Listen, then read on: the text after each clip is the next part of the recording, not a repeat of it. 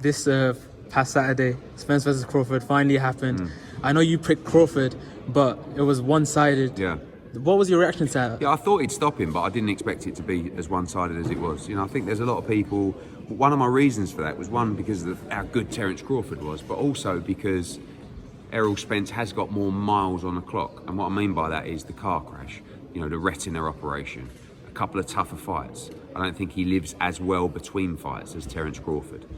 But it was a total domination, and it just shows you how good Terence Crawford is. I mean, he's a 3-division world champion. He's a 2-division undisputed world champion. I think he becomes a 3-division undisputed world champion quite easily. And he's finally getting the fights to showcase how good he is, but also showcase him as a personality, because he's got a lot of it. Yeah, definitely. In regards to a rematch, do you think that rematch should be warranted at 154? Yeah, I mean, it's hard because when you do a fight like that, a lot of the time it comes with a rematch clause, and a lot of the time it's down to the fighter to exercise that rematch clause. Sometimes the crowd, the public and the broadcaster don't actually want to see a rematch, but tough because the fighter has that, you know, it's a bit like Coley against Billum Smith, right? He's got a rematch clause, so you're going to have to see it again.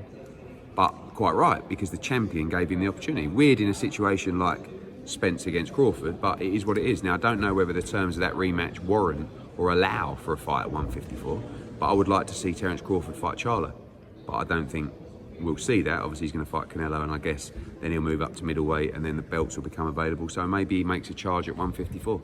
Yeah, some fans are getting onto Derek James. You know, Bomac spoke out saying that he didn't even have a game plan, and some fans are saying, you know, he should have stopped it a little bit earlier. What do you think of that? Both the stoppage I think the stoppage was fair enough. I mean, look, he never stopped trying. Yeah. But it's when he tried harder, that's when Terence was really counter-punching him beautifully and making him pay. So Derek James is a tremendous trainer, and, you know, just because you lose to Terence Crawford don't mean that you're not a very good trainer. You fight at the highest level like that, and sometimes you're going to lose. Yeah.